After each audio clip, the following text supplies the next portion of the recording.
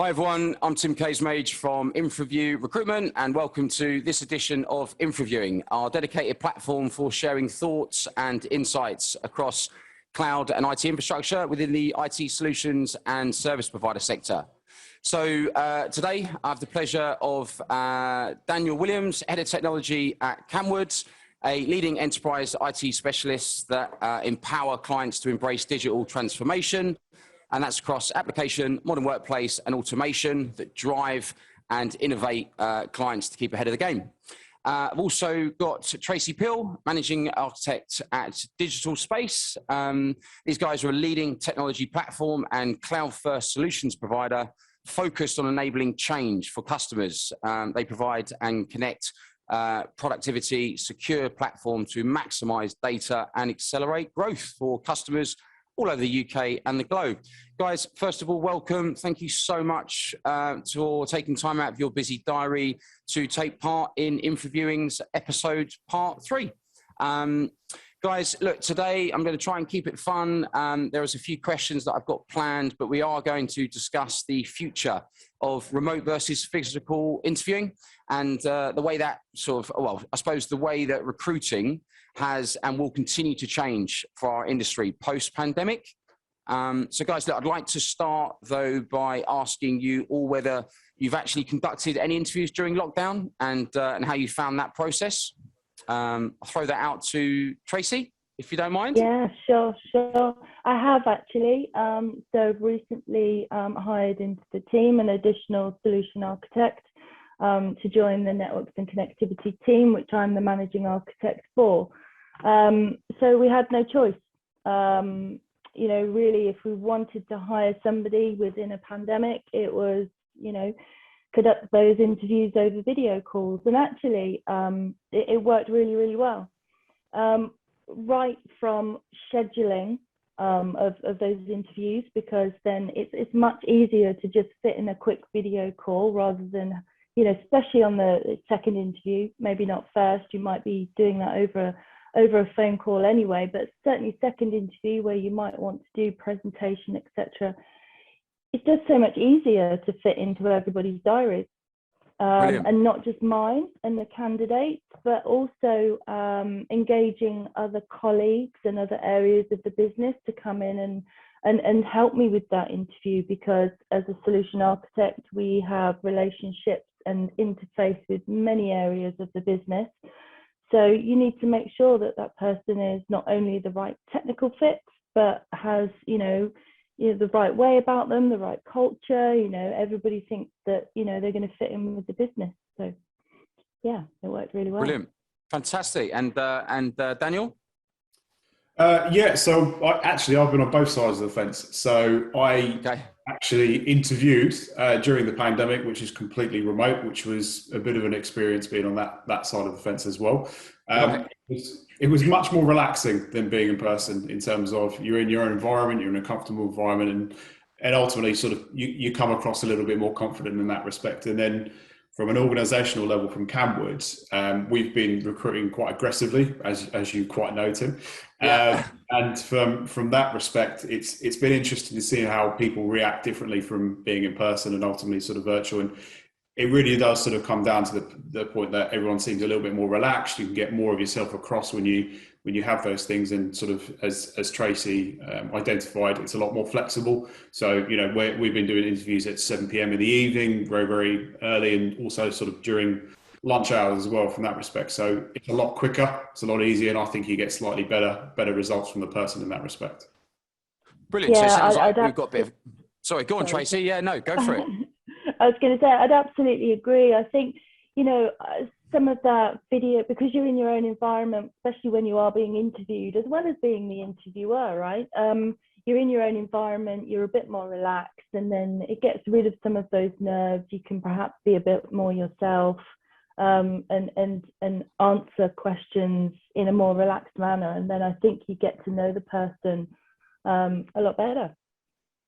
Brilliant. I mean, it sounds like there's been some really sort of positive outcomes of you know, dare I say it, COVID from an interview perspective. But do we now sort of feel that remote interviewing will become the new normal, you know, particularly at the early stages, or are we now sort of saying, well, actually, I want to do remote interviewing first, second, and final, if there is, you know, a third stage? I'd say first, second, and final. If it warrants it, if it feels right for the position that you're interviewing for, I don't see why not at all. I do think there is a slight downside, in that, I mean, depending on the person that you're interviewing, but I have seen essentially somebody looks like they're reading a script, and of course you don't know that for sure. It could just be their way. Okay. But if they were in front of you, you'd pretty much know that for sure, wouldn't you? That they were reading from a script, they'd sort of prepped it all and written it all out. It wasn't very natural. And of course, if you have got a role where you do need to be quite articulate and present to different people in different situations, that might not be the right person for the role. So there is a downside to it. But I think you can assess that on an interview, and you know, maybe later down the line, certainly first and second, I would say absolutely video interview, and then possibly an in-person after that. I mean, look, the technologies that we've got these days, you know, the fact that we're sort of living on sort of Teams, Zoom, and, you know, multiple other platforms whereby, you know, we can engage like we are now. You know, certainly you mentioned sort of solution architects, pre-sale solution architects, you know, yes, it is a client-facing, engaging role, and, you know, they have to present. But again, we are now equipped with, you know, technology that allows us to do it remote. Daniel, would you say, you know, in terms of that remote versus, you know, face-to-face, if you had the choice and, you know, forget anyone worried about traveling or meeting people in person, would you say that you would always go now for remote? Or if there was a choice and someone was completely comfortable with traveling or you know, not worried about COVID or any issues, would you get them in? Yeah, 110%. So our recruitment strategy over the last sort of 6 to 12 months has changed dramatically. So beforehand, it was they must be based in the Southeast, they must be commutable into London, it must be a regular thing. We have now hired a number of different experts across the industry, whether it's based in Scotland, Ireland, Eastern Europe, the Far East. We have no restrictions in terms of where that person is physically based. It doesn't matter to us simply because of the technology that we've got available. Yeah. And that's the real benefit of what's happened sort of through this process and everything sort of as the globe's gone through it. Everyone's got a lot more flexible and a bit more understanding. And I remember probably about 3 or 4 years ago, working from home was a little bit of a taboo. And it's fantastic that it's finally changed, and it's unfortunate something like this had to take place for it to come into the natural order of things. But, you know, things are looking a lot stronger sort of moving forward. So, yeah, if you want to go into an office, you want to work in a co-working space, great, that's absolutely fine. But, you know, for us, we don't care. We don't care at all. Brilliant. I think sort of the vibe that we get when speaking to, you know, multiple clients throughout that MSP solution provider world, it's kind of like, you know, people are offering that hybrid model. You know, it's kind of like if it makes sense and there's a purpose to go and attend a meeting face-to-face and collaborate and, you know, meet other areas of the business divisions, or, you know, just people are, yeah, like I say, have a purpose to actually physically meet, then they do it. But yeah, that hybrid model of, you know, being flexible, you know, recruiting all over the UK and some companies globally, you know, we have the opportunity to do that now. Last question on this section. I'm really interested to know is, have the questions changed? Or have they stayed the same? And what I mean by that, the way you ask those questions, or the style of questions, you know, have they changed as a result of now doing the majority of it remote? It's a good question. That is a good question. I don't know whether they have, actually. I think the conversation has changed. So, I mean, it's initially like, how are you? Are you safe? Obviously, you know, in a pandemic, I'm hoping that conversation then doesn't go forward. But just a bit more personal. Where are you? Especially if they haven't blurred out a background, and where are you in the world? What room are you in? Do you have working space? Perhaps, you know, the conversation has changed. But I think the questioning, I feel, is the same. But. Okay. It's a bit more relaxed, I think, as well. So yeah, I think you're absolutely right that the questions are still relevant, but they're positioned in a slightly different manner in terms of, you know, you can see someone's bedroom, you get a very small snapshot into their personal life, aren't you? So all of a sudden it removes the formalness, I suppose, out of the interview process in that respect. So, you know, no one's turning up in a suit and tie and standing up in a boardroom presenting anything. It's, you know, this is me, this is where I live, and that's pretty much as personal as we can get. So it's a little bit more relaxed. Which is a good thing, right? Because, you know, I think sometimes when, you know, before, you know, we were restricted and it was all about face-to-face, it was kind of like, well, everything was really structured. You know, everyone felt I had to put their best suit on, shine their shoes, put a tie, and you almost sort of feel like you're out of your comfort zone, where now it's, like you say, it's a little bit more relaxed, but you've still got to, you know, bring it, you know, because you are interviewing and you've got to impress, and you are going to be, you know, judged, or, you know, they are going to make a decision effectively on what they see and how you present yourself from a communication point of view. And certainly if we talk about the world of pre-sales, you know, they've still got to showcase their presentation skills, right? So, yeah, I mean, I personally, you know, we've recruited quite heavily, but from a recruitment perspective, we need to know that, you know, if they are going to work from home, they can still perform to their best ability. So the surroundings are key, because some people can't, you know, always motivate themselves when they're alone, or if they haven't got the right IT equipment and everything around them to do their job like they would be able to do in the office. That's something that we've had to consider. So yeah, really interesting stuff there, guys. And yeah, I think what's good here is, you know, the hybrid model, you know, we've adapted, you know, we've looked at the changes we've had to make, albeit been slightly forced, but we've, yeah, created some real positives out of that and continue to hire and recruit. And I think time will tell, personally. I think over the next sort of 12 months, you know, those hires, once they're embedded and, you know, we start seeing people come back, you know, are they any different when we actually meet them in the corridor and have that sort of cooler moment where, you know, we're grabbing a coffee and get to know them a little bit more. But look, guys, thanks so much. You know, I'd like to move on now to discuss whether, you know, you think there are any advantages to remote interviews, you know, and what I mean by that is, you know, do we miss out on, you know, key aspects of meeting someone in person, you know, that can sort of help shape your decision when making that process? So slightly different to sort of section one. You know, are we missing out, you know, on that ability to help shape our decision when hiring that individual? So I think it's kind of the other way around. So for us, you see what you see in that respect, and I'm not looking for anything sort of physical attributes in terms of how they're reacting to questions, things like that. I think it's more beneficial for the interviewee to read the room, if that makes sense. Okay. So yeah.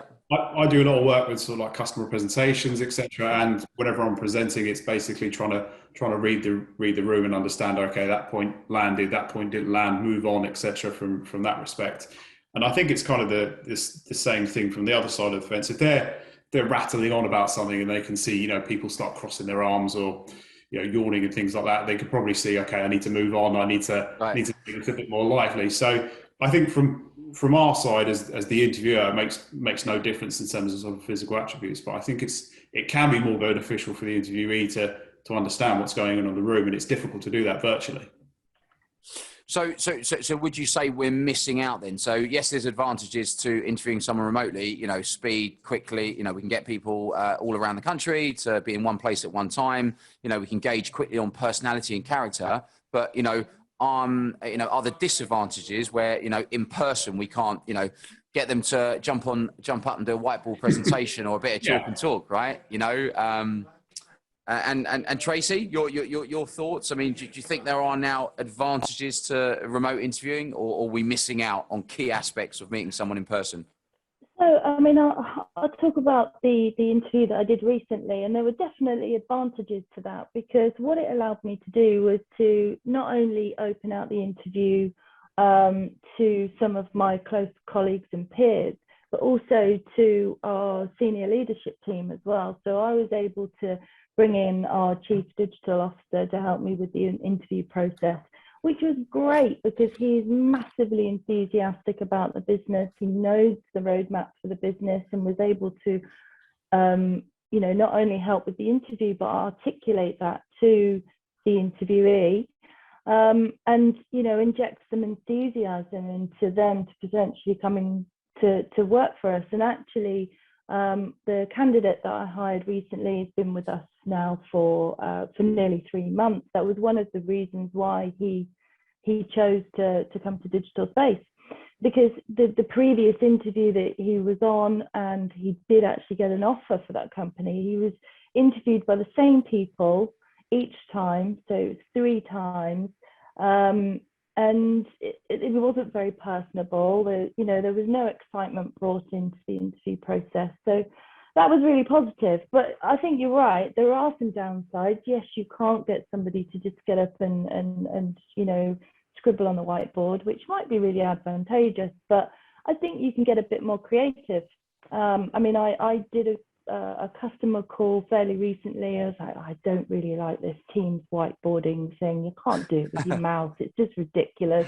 And you need a drawing board and stuff. So I just fired up Visio and just started dragging in objects and drawing my lines. I know how to use Visio, right? So, I mean, that's just really like using a whiteboard. So you can get creative, you know, and then there's so many other advantages. That personal element again, like, oh, the cat just walks across the camera, right? What's your cat's name? Tell me all about him or her, you know. There are some real advantages there.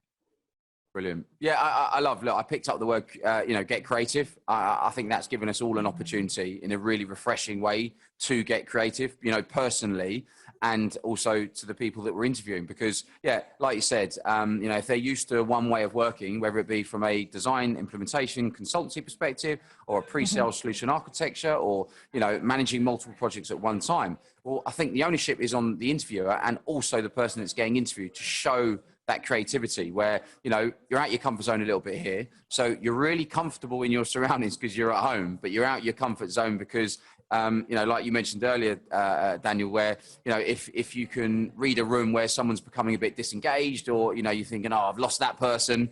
I've got this person in front of me still bought in, but I can see this person sort of head down, the body language doesn't look right. You can kind of sort of jump up there and then in person, address them, you know, bring them back into the room, and then sort of, you know, perform something, whether it be jump on the whiteboard or, you know, talk about something different and relevant to, you know, the job that you're trying to get. So, and can you do that, you know, on the, on the video? Well, you know, I think creativity is key, right? You know, I think from both sides, we're looking at how people adapt, and when they're out of their comfort zone, how do they pull situations back, which potentially, you know, they wouldn't be under if it was at a face-to-face, right? Yeah, and you talked about the cat situation. I mean, it's the ongoing joke, isn't it? Have we seen, right? Exactly. You know, children coming in, you know, cats, dogs, you know, oh God, I've had the, you know, I've knocked over the coffee in front of everyone. It's just like, oh my word. And I must say to all my guys, when they're on video, I'm like, right, prepare. Make sure you can hear yourself, you can hear them, do a trial run. And then, yeah, of course I get on one and I just tip over a coffee in front of the whole office. And you know what, you've hit the nail on the head in terms of the interviewee and the interviewer, but mainly the interviewee preparation. Because look, you are going to have connectivity issues. There will be connectivity issues. However, if you know, so today I know I'm in Norfolk, I'm on a free Wi-Fi in this cottage. It's not where I normally am. I've been walking around. I've been working today on other calls to make sure that I have, where's the best signal, what's the best place for me to be in, and where is it most stable. And thankfully it appears to be pretty stable now. But if you know that you've got a connectivity challenge, then do something about it. Do make sure that you do actually express that I'm really sorry, I've got connectivity issues today. I've tried to do X, Y, and Z, but let's see how it goes. But if you just kind of come on and go, and I did have this, I've just moved, I've got no internet, so I'm on 4G. I don't think it'll work very well. Oh, okay. And you just feel like not a lot of effort has really gone into that. It starts it off with it, you know, it starts it off on the wrong foot, right? I mean, you know, preparation is key. You know, we all know that, and it's just so important. You know, for me, I think they need to over-prepare. Well, they need to put additional preparation in place for video. Like you said, connectivity issues. You know, things happen, and no one's going to judge, you know, whether you spill a drink or, you know, connectivity issue does come up. but, you know, manage people's expectations, you know, be prepared for it. And, you know, I think the big thing for me out of all of this remote working, remote interviewing is, you know, you're still being interviewed, right? You know, this is still a job that you want to secure.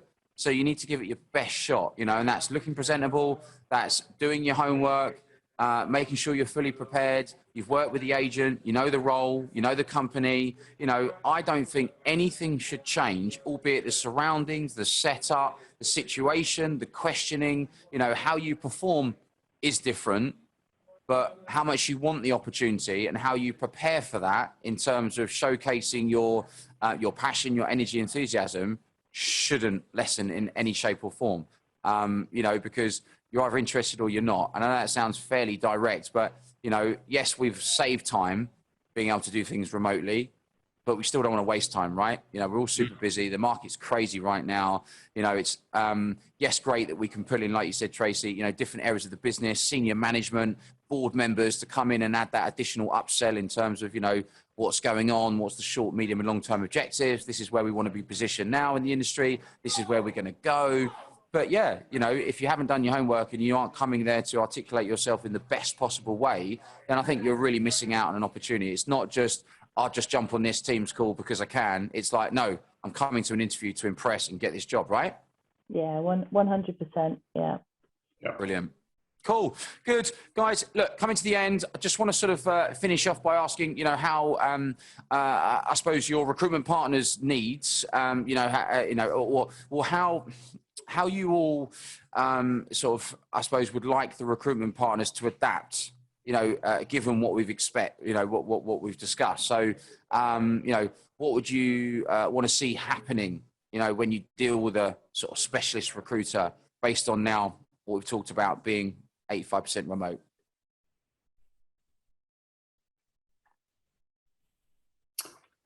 I'm not even sure how to answer that, to be honest, in terms of what else we're expecting.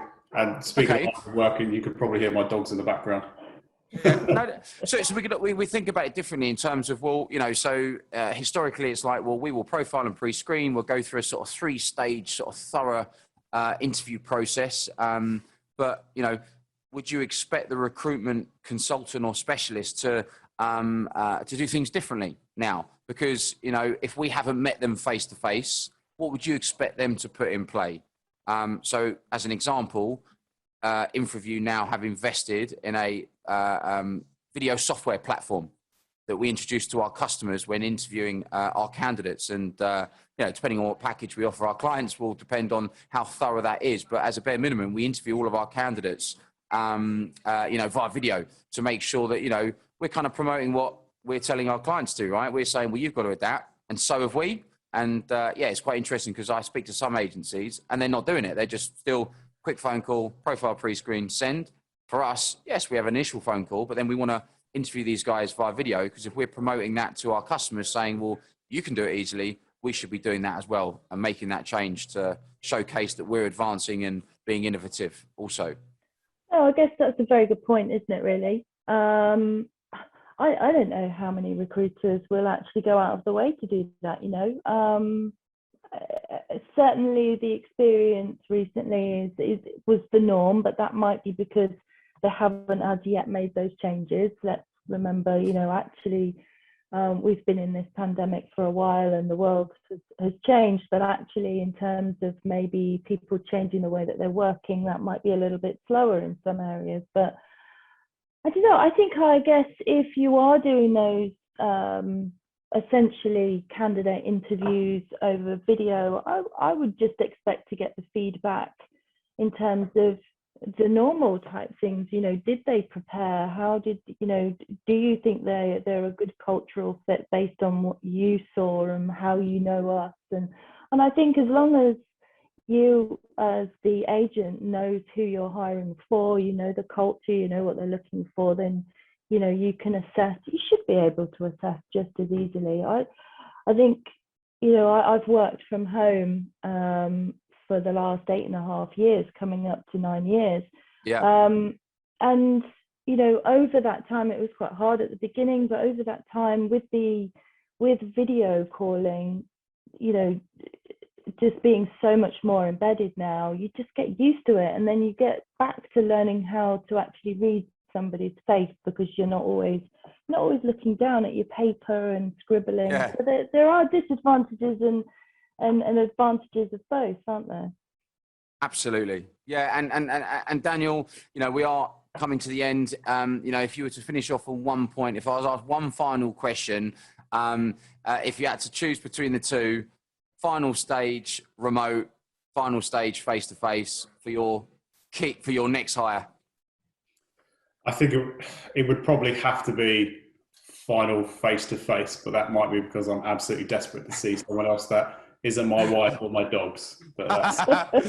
Perfect. Same question to you, Tracy. Next hire, key hire, remote or face-to-face, it's final stage. Final stage, absolutely face-to-face. I mean, you've got to have some face-to-face contact, haven't you? So, and hopefully they're looking forward to it after the nice, relaxed video interviews that they've had prior to that.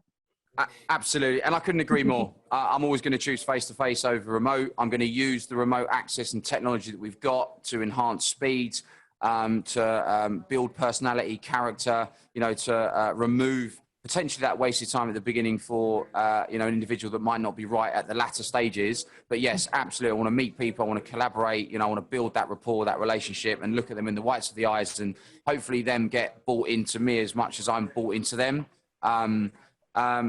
Guys, honestly, look, it's been great. Thank you so much. Honestly, there's been some great insights there. You know, for the wider group, I'm sure all of you watching are as interested as we are in the way our industry is changing, as well as, you know, returning back to the norm. What is normal? We don't know. I think we've all just embraced change, living it, enjoying it, and trying to stay positive. So, look, once again, thank you so much for joining us today. I look forward to seeing you all again on our next episode of InfraViewing. Once again, Tracy, Daniel, thank you so much. Cheers. Thank you. Very much. Thank you.